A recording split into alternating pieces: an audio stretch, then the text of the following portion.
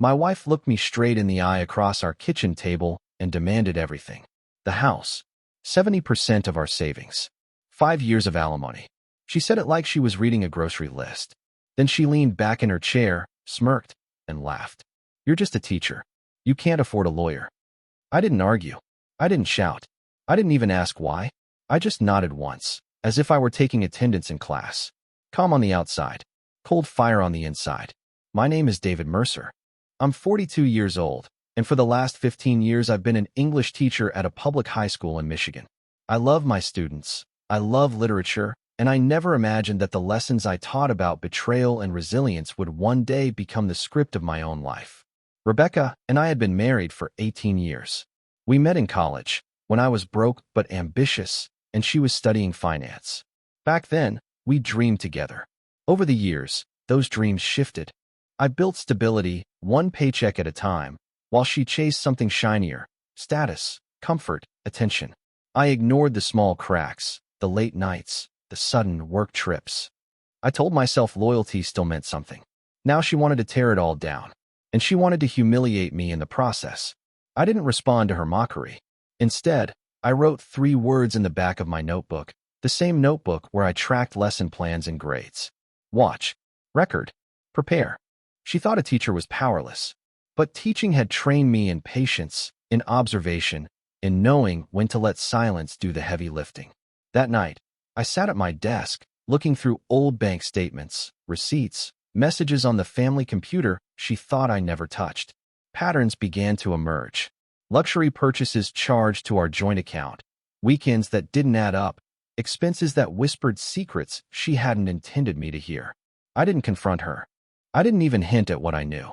I just started collecting. Over the next week, Rebecca grew bolder. She spoke to her sister on the phone late at night, laughing about how she'd bleed me dry and walk away clean. I stood in the hallway outside our bedroom, recording every word with my phone in my pocket. At school, while students bent over essays and novels, I quietly drafted timelines. Dates, numbers, connections. It was methodical, the way I'd taught my seniors to build arguments for debate. Evidence, not emotion. When Rebecca finally filed the divorce papers, she smirked again. She thought she had me cornered, trapped by her demands and my silence. But she didn't know that silence was the sharpest weapon I owned. Because when she walked into that courtroom, expecting me to stand alone, she was about to find out who really understood the power of preparation. After Rebecca filed the papers, the house felt different. Colder. She walked through the rooms like she already owned them, like she was measuring what furniture she would keep once I was gone. She left documents scattered on the counter, legal jargon highlighted in yellow, notes scribbled in the margins. She wanted me to see them. She wanted me to feel small. I didn't react. I kept my face steady, my voice calm. But every night, after she fell asleep, I sat in the study with a cup of cold coffee, sorting through what she had left in the open. Bank statements, property tax receipts, even emails she'd printed and forgotten to hide. She had been sloppy. She thought I was harmless, a schoolteacher without teeth. She never realized how much detail a teacher can notice when he decides to really pay attention. I started with the credit cards. Charges from boutiques 3 cities away, restaurants where the bill was always for 2. Luxury hotels on weekends. She told me she was visiting her sister. The amounts weren't enormous, but they painted a picture. I copied everything onto a flash drive, labeled neatly by date and category. At school, my students thought I was distracted, but they couldn't see what I was building behind the calm face. While they wrote essays on Shakespeare, I wrote timelines. I compared the dates of those hotel charges to the weekends she claimed she was out of town for work. Every time, the stories clashed. Evidence doesn't lie. Her arrogance worked in my favor. She didn't cover her tracks. She laughed with friends on the phone about taking him for everything. I let the recorder run in my pocket, her words captured in her own voice. Later, I played them back, cataloging each file with the same care I graded essays. When she finally served me with her demands, 70% of our savings, the house, 5 years of alimony, her lawyer smirked as if the deal was already signed. Rebecca leaned close, her voice low enough to cut. You can't win. You're just a teacher. I said nothing. I signed the acknowledgement papers, slipped them into a folder, and walked out of that office without looking back. My silence was the one thing she couldn't measure. That night, I opened the flash drive again. Each file, each receipt, each recording was another piece of armor. She thought I had nothing. She thought my paycheck defined my power. But she was blind to the weight of preparation. She wanted war. What she didn't know was that I'd already begun writing the ending. And it would not be the ending she expected. The weekend after I was served, Rebecca spent her time out again. She said she was at a friend's lake house, a girls' trip, to relax before the stress of the court process. I nodded, wished her well, and closed the door behind her. The second her car disappeared, I made my own call. It wasn't to a lawyer. Not yet. It was to an old colleague, Mark Danner. Years ago, before I settled into teaching, Mark and I had worked side jobs tutoring and helping with small legal research projects. He'd gone on to law school and eventually became a respected family attorney. We hadn't spoken in years, but when he answered, his voice carried recognition. I told him I needed advice. He said he owed me a favor. I met him in his office late Sunday evening, long after the lights were out in most of the city. I laid out the documents, the receipts, the recordings, the timelines. He read them silently, his face unreadable. When he finally looked up, he didn't laugh the way Rebecca had. He didn't smirk. He simply said, "You have more than enough." I asked him what that meant. He explained that with proof of financial misconduct and recordings of her mocking intent, no judge would ever grant the demand she'd filed. In fact, she might face consequences herself. He said he would take the case, but only if I wanted more than just defense. Only if I wanted to turn the tables. I didn't answer right away. I thought about Olivia, our daughter, who was old enough to sense tension but too young to understand betrayal. I thought about the students I taught every day, how I told them words mattered, that silence could be just as powerful as speech. Then I told Mark yes. Quietly, firmly. Yes. Rebecca returned Sunday night, glowing with false confidence. She asked if I'd found a lawyer yet. I told her no. Her laugh echoed down the hallway as she carried her bags upstairs. I let her believe it. Let her sink deeper into arrogance, while the ground beneath her had already begun to crumble. That night, I filed every document into 2 folders. One for Mark, one for myself. I placed mine in a fireproof box, locked, with a note taped to the inside. Evidence. If anything happened, I wanted no doubt about what was inside. The next morning, Rebecca left early, still smiling. I sat at the kitchen table with my coffee, my face calm, my mind sharper than it had been in years. She thought silence meant surrender, but silence was where I built my war. Mark told me the best strategy wasn't to confront Rebecca head-on, but to let her arrogance work for me. He said people who believe they've already won often overplay their hand. My job was simple: stay quiet, stay steady, and let her mistakes pile up. So I did exactly that. Rebecca grew bolder each day.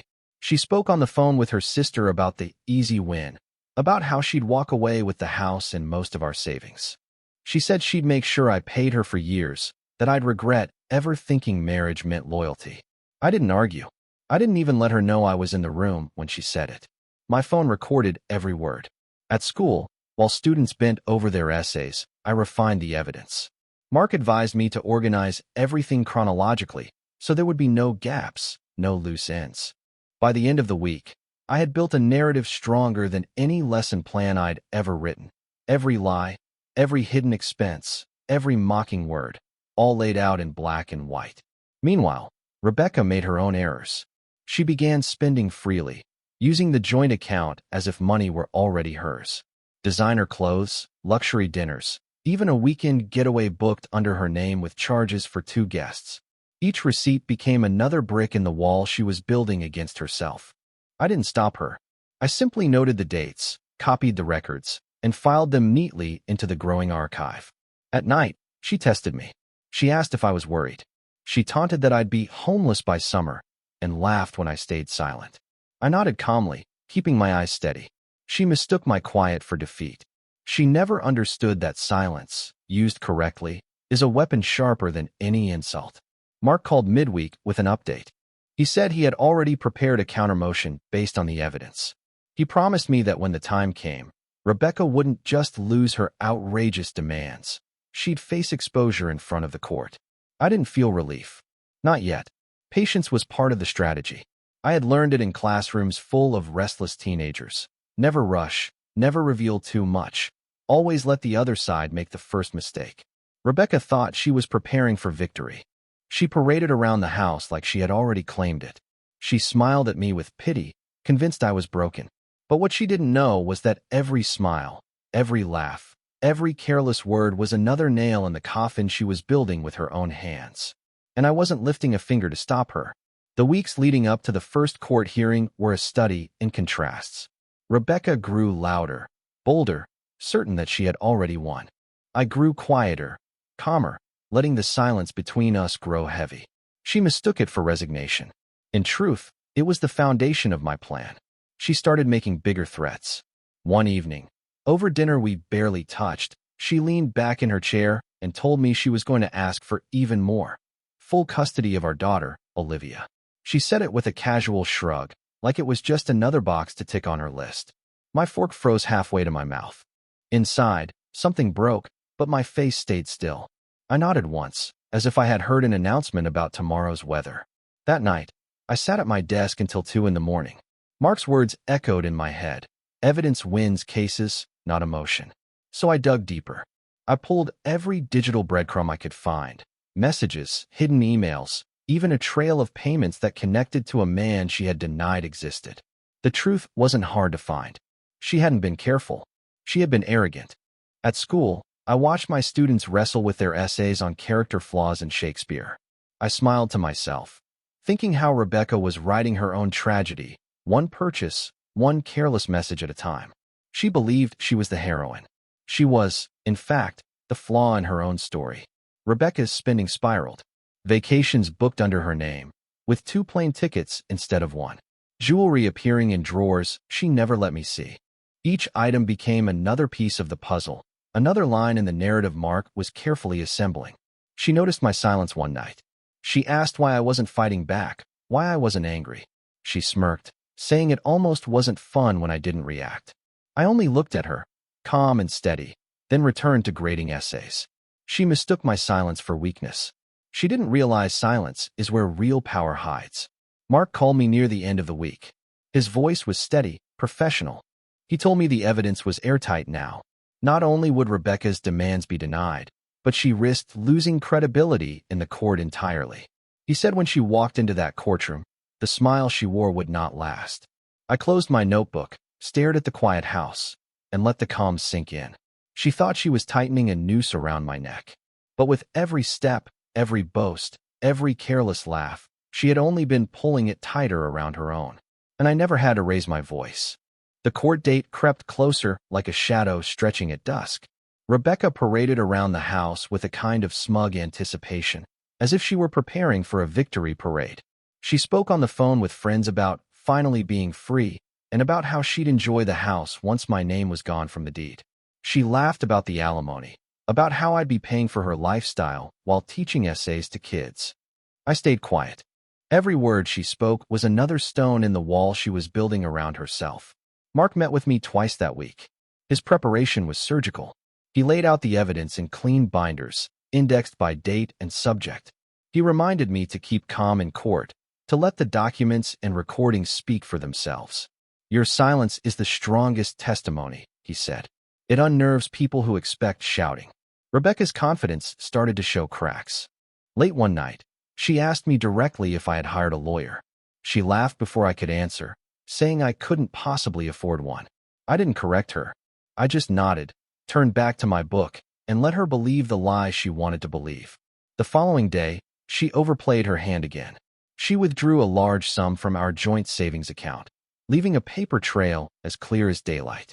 Mark told me it was perfect, proof of financial misconduct, further undercutting her credibility. At school, I stood in front of my class and read from Macbeth, a passage about ambition leading to ruin.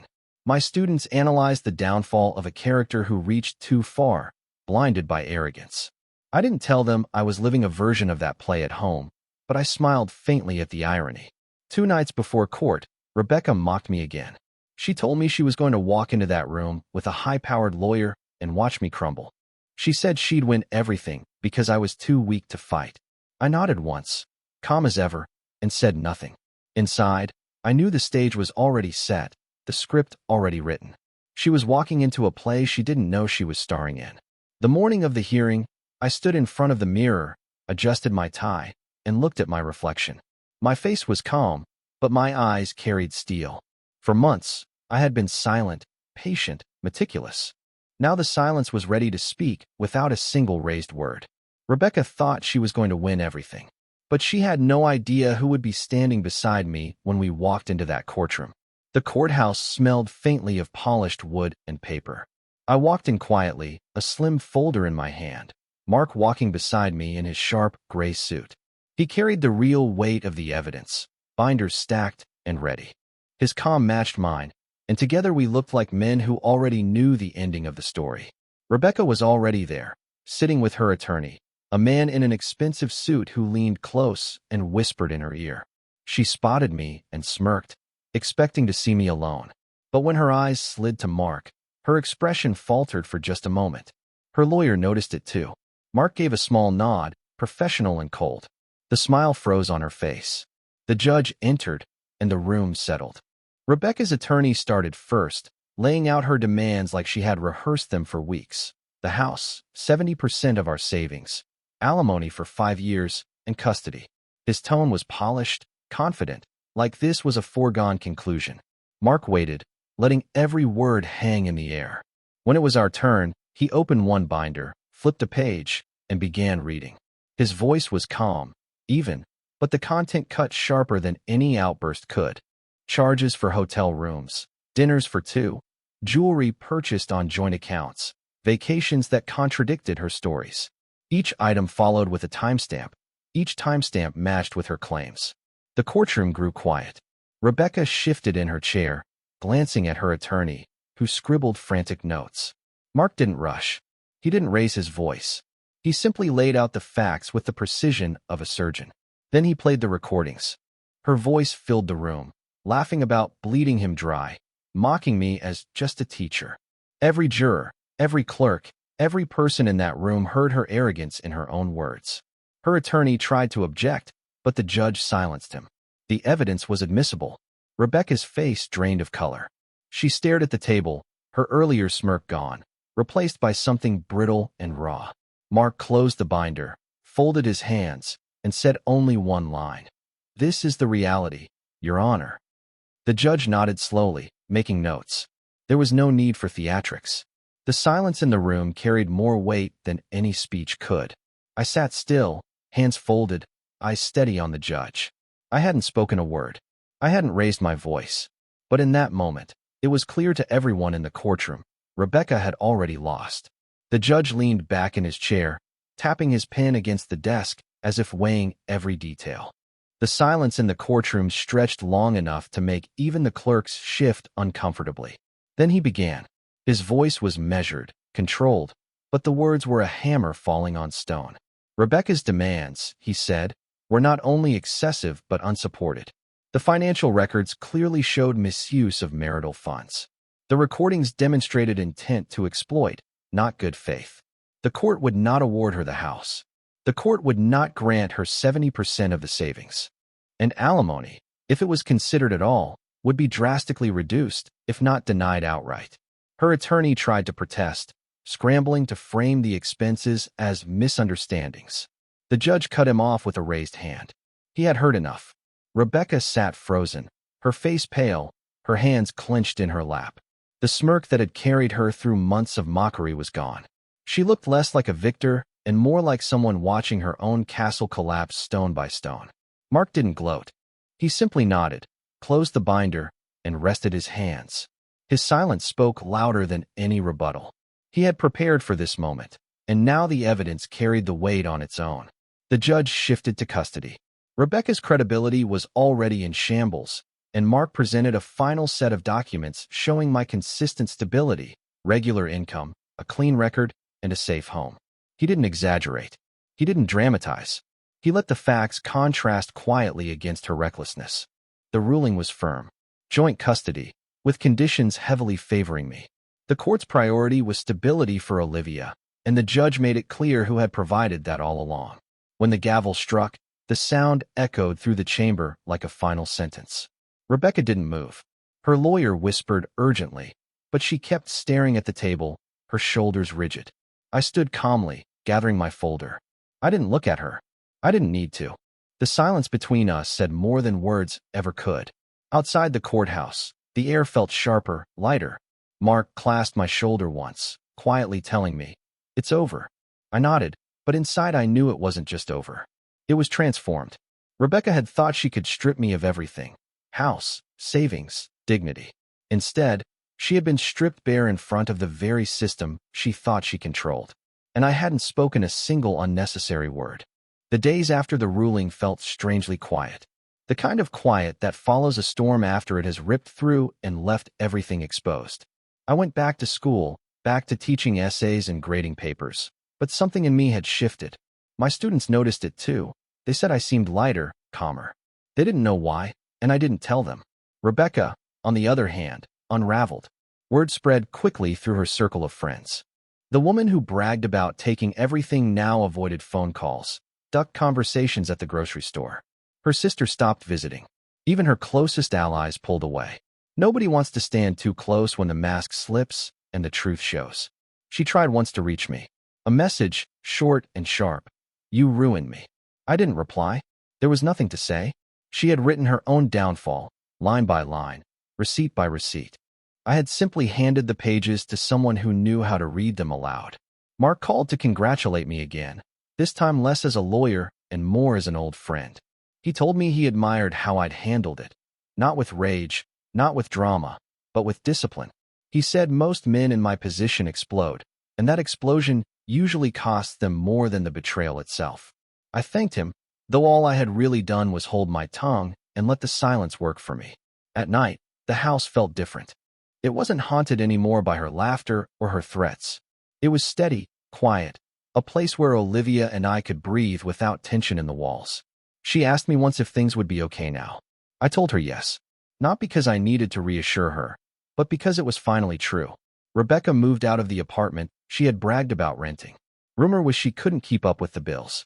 The man she thought would be her escape had vanished, leaving her with debts and questions she couldn't answer. I didn't celebrate. I didn't need to. Watching her world collapse under the weight of her own arrogance was enough. One evening, I sat at my desk, the same desk where I had once collected every receipt, every recording.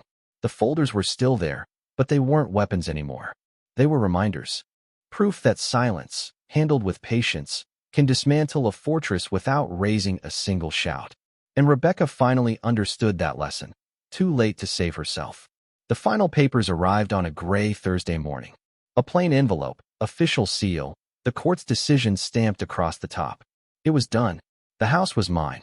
The savings were split evenly. Custody secured. Alimony reduced to almost nothing. The law had spoken, and it had spoken clearly. I read it once, folded it neatly, and placed it in the same fireproof box that had once held my evidence. The difference was simple. Now, it wasn't a weapon. It was closure. Rebecca didn't come to see me. She didn't call. The last time I saw her was in that courtroom, her face pale and her smile gone.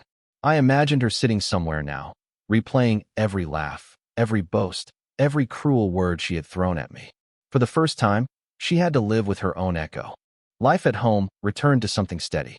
Olivia came back from school one afternoon and sat at the kitchen table, chattering about her day, her laughter filling the house. I listened, really listened, and realized how long it had been since the walls carried peace instead of tension. At school, my colleagues asked how I was holding up. I told them I was fine. I didn't share details. This was never about sharing. This was about surviving with dignity intact. Some men fight back with noise, with rage, with desperate gestures. I fought back with silence, with patience, with facts. And silence had carried me further than anger ever could. One evening, after Olivia had gone to bed, I sat by the window, looking out at the darkened street. The house was quiet. My life was quiet. And for the first time in years, I felt that quiet wasn't emptiness. It was strength. Rebecca had once told me, laughing, that I couldn't afford a lawyer. She had been right about one thing. I couldn't afford the kind of lawyer she imagined. What I could afford was something she never valued: preparation, patience, and the loyalty of an old friend who owed me nothing but respect. When she entered that courtroom and saw Mark standing beside me, her smile froze.